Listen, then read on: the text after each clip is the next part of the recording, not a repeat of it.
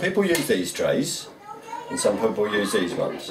I like to use the deeper ones where they're slightly bigger, okay, because then you get a bigger Yorkshire pudding. So this is called lard,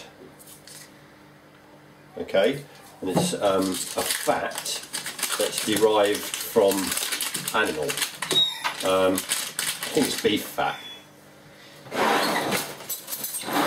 What we do is we put a dollop about so big in each of the tins. The reason we use lard is because it gets to a higher temperature before it starts to smoke or burn. And the idea of cooking Yorkshire puddings is that they need to be cooked on a very, very high heat. So you need the fat not to burn.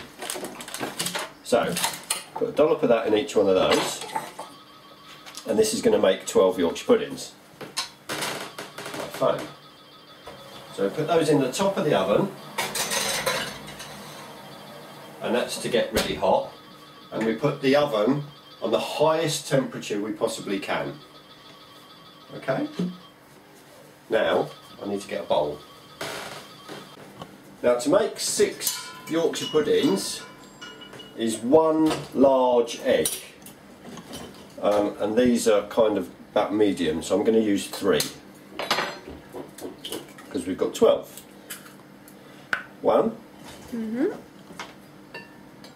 So if you're only making 6, 1 egg would probably just about be okay.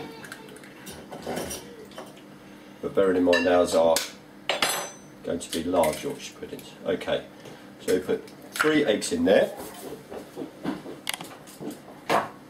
Pinch of salt, that helps to break the egg down. And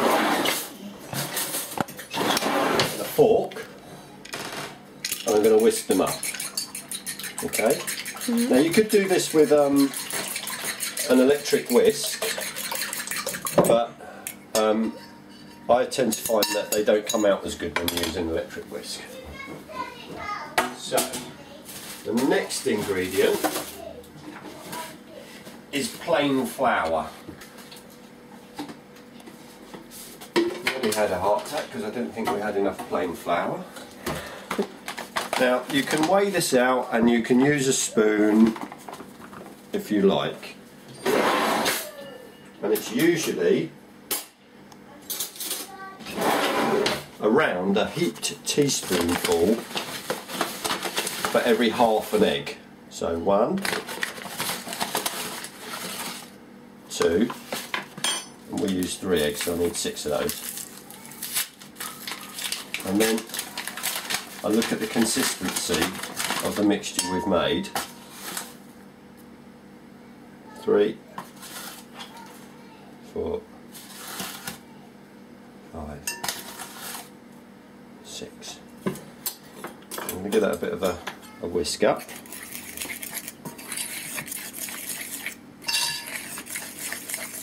And it should get it so that it looks a bit like a cake mix that's ready to go into the oven. So it should be quite thick. And that is about right. That's how you want it, looking like a thick cake mix. So once you've got all the flour incorporated in all the egg, the next ingredient, not everybody uses this, but I do, it's baking powder. Okay, and it's just a little bit of baking powder. Just helps it to, you might call it cheating. Now, if you can make this up, you know, sort of at the beginning of the day and leave it in the fridge, a lot of people say that's a good idea. If you do, you don't want to put the salt in, because the salt breaks the egg down and the gluten come out.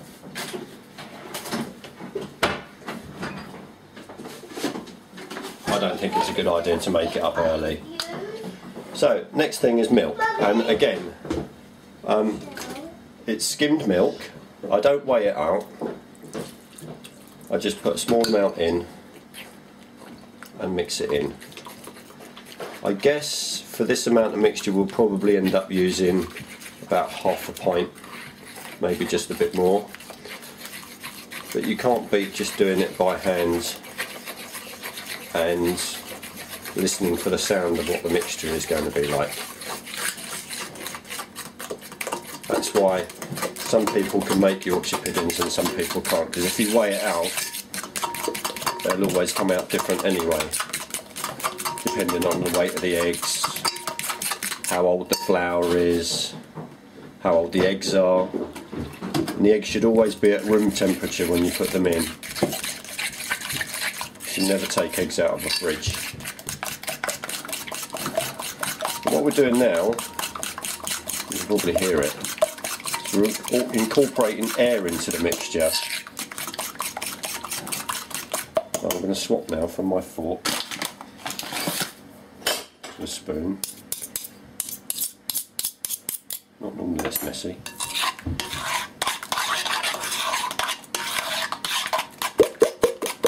Can you hear that sound?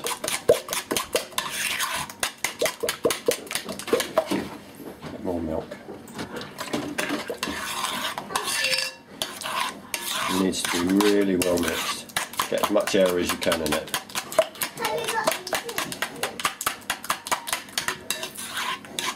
It should be a light batter, and it should make that noise, that plopping noise. So it's nice and runny, a bit like a pancake mix. And while you've been making this, your fat in the oven has been getting hotter and hotter and hotter, and you literally need it as hot as possible. It should be almost smoking. So, just to help, pour that mix into a jug now. Just helps to pour it when you pour it into the bowls. So there you go, that's 3 eggs. Yeah, and it's made just over, that's 3/4 of a pint of mixture with 3 eggs. 6 heaped dessert spoons of flour, and the rest of the mixture is made up of milk.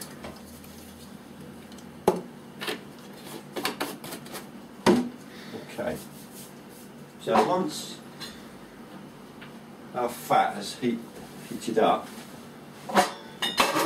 should really be in there for a good sort of 10 minutes or so. I'm going to do one at a time so they don't cool down. Just give it a little swirl around so that the fat goes up the side of the thing. And you want to be half filling them, and they should sizzle like that. If they don't sizzle, your fat isn't hot enough. You see how they've stopped sizzling now? That's because the fat's cooled down already since they've been out. So these will go into the oven.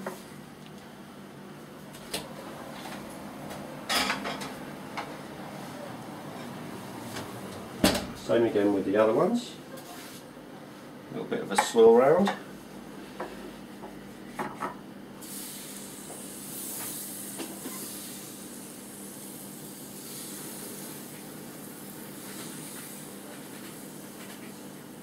I think we've just about got enough.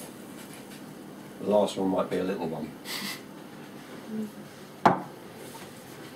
Nothing's ever exact with Yorkshire puddings. And then they go in. And they need to go into the oven for between 15 to 20 minutes. And they should be a dark golden brown when they're done and risen quite well.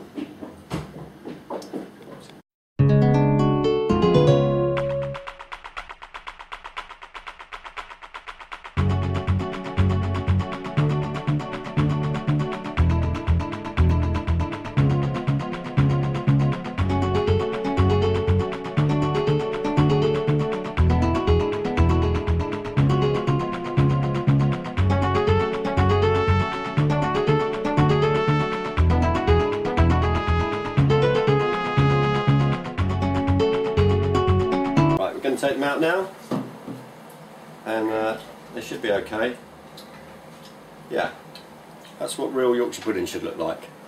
They're homemade ones, and Michelle's licking her lips now already, so there you go. And they're nice and hollow in the middle, so you can fill them up with gravy. Yummy.